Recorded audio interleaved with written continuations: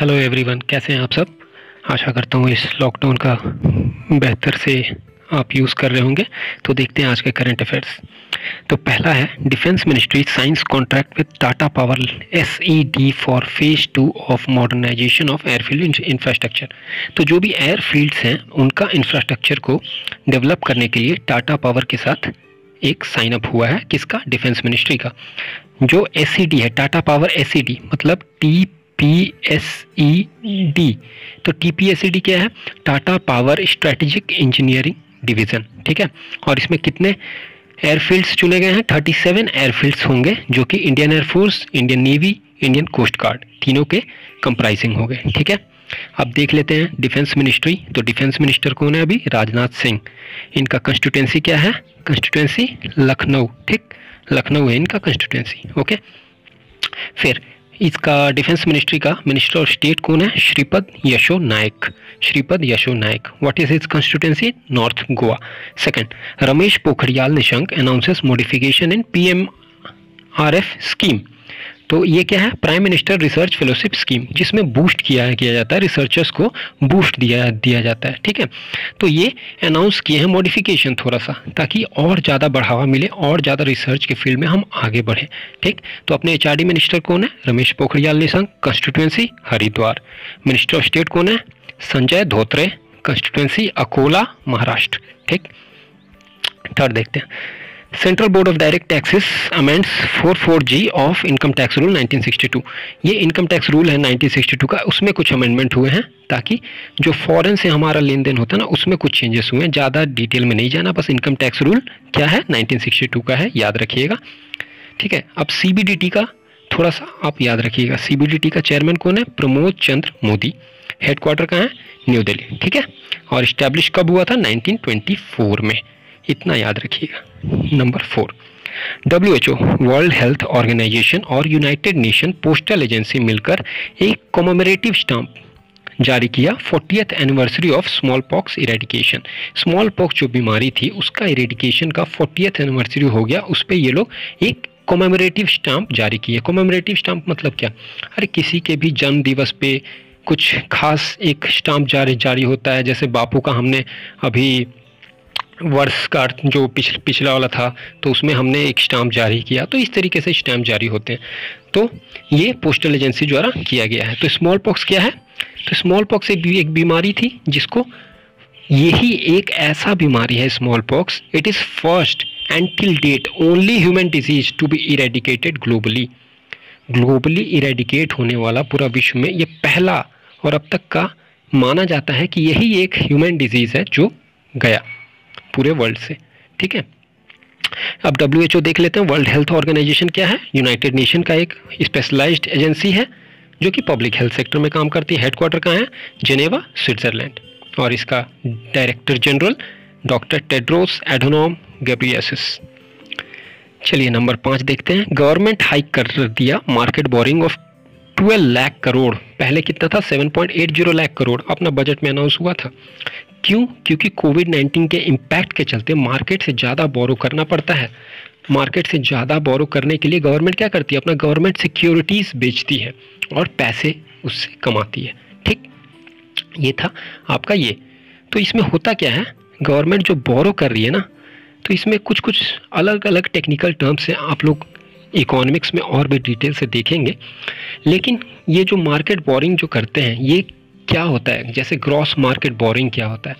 तो सिंपल इसमें देखेंगे, एक फिस्कल ईयर में सरकार जो पैसे बोरो करती है, वो एक फिस्कल का ग्रॉस मार्केट बोरिंग हो जाता है।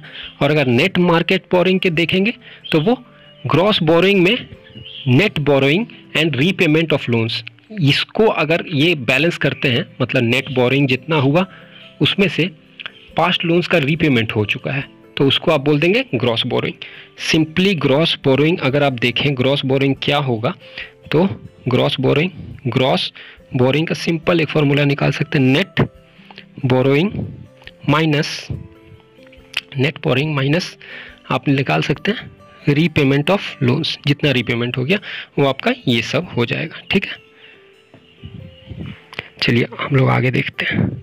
Finance minister Nirmala Sitharaman launch की है INR, मतलब ये INR क्या है, इंडियन रुपीस, और USD US का dollar, futures and option contract for BSE and NSE at GIFT city.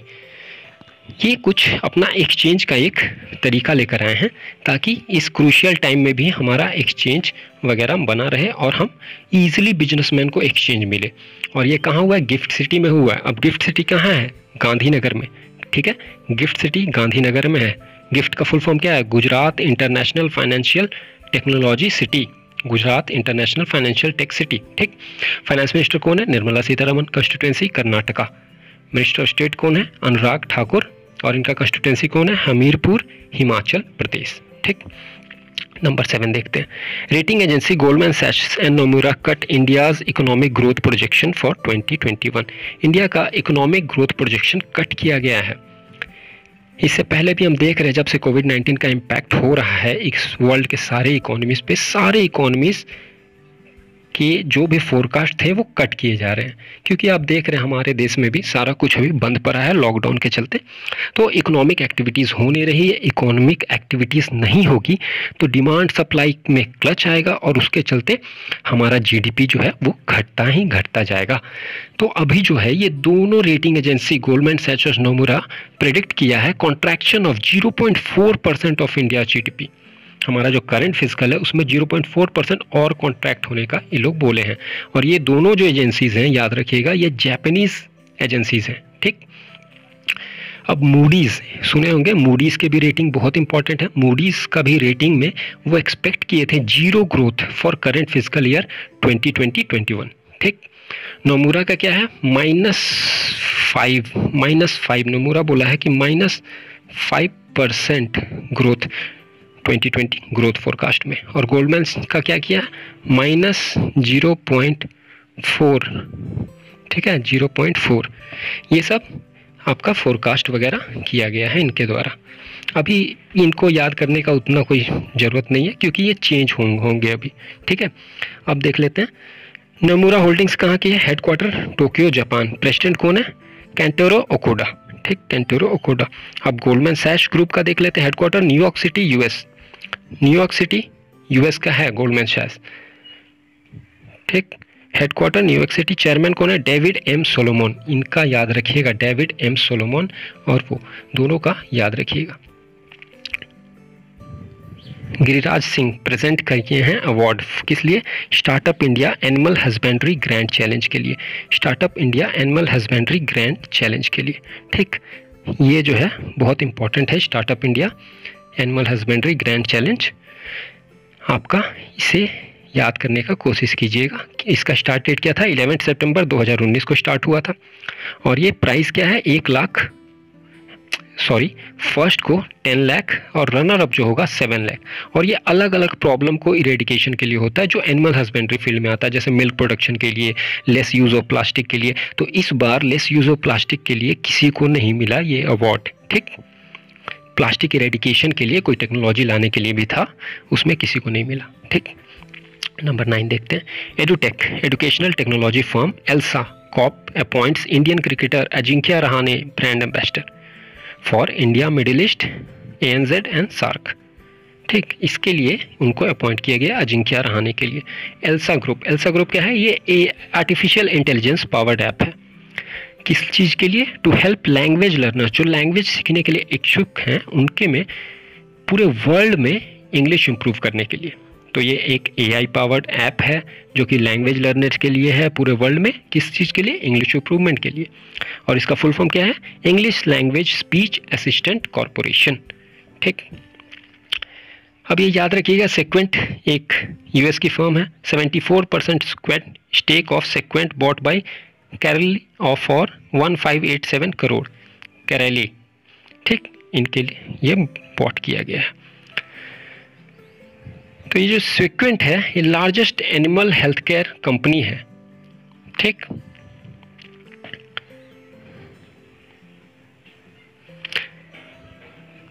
Britain का ग्लैक्सोस्मिथक्लाइन, ये बहुत सारे दवा में आपने नाम इनका देखा होगा।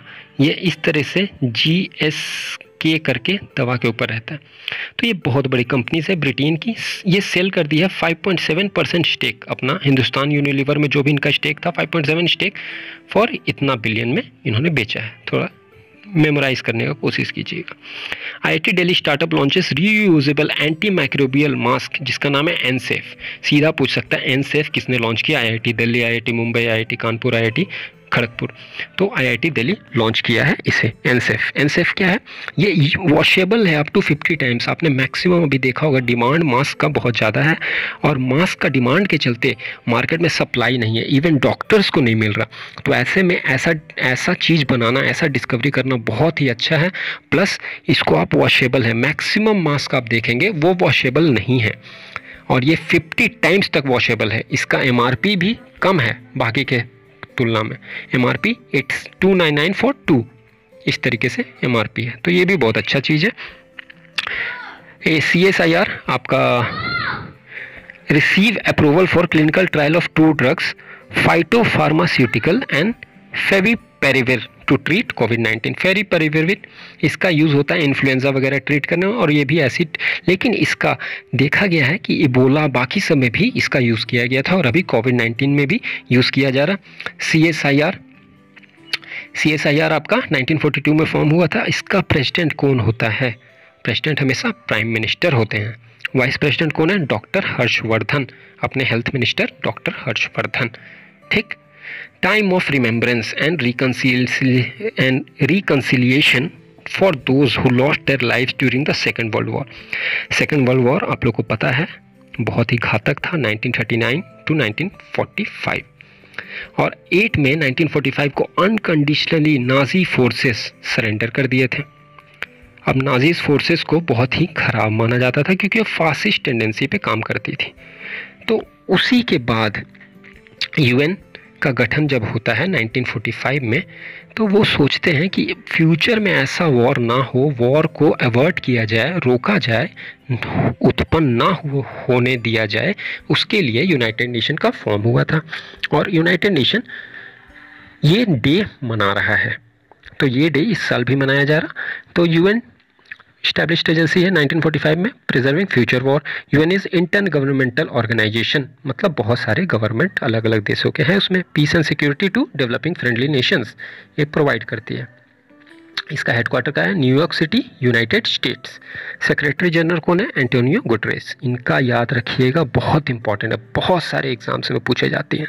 Headquarter New York City, United States, secretary general Antonio Guterres. World migratory bird day 2020 कब मनाया जाता है? वर्ल्ड माइग्रेटरी बर्ड डे 9 मई को मनाया जाता है। ठीक है, 9 मई को। और ये आपका यूनाइटेड नेशन UNEP के द्वारा बनाया जाता है, यूनाइटेड नेशन एनवायरनमेंट प्रोग्राम के द्वारा। और ये celebrate this event by annually on the second Saturday of May and it October। The theme of this year, theme याद रखिएगा, bird connect our world. Bird connect our world इसका theme है। ठीक।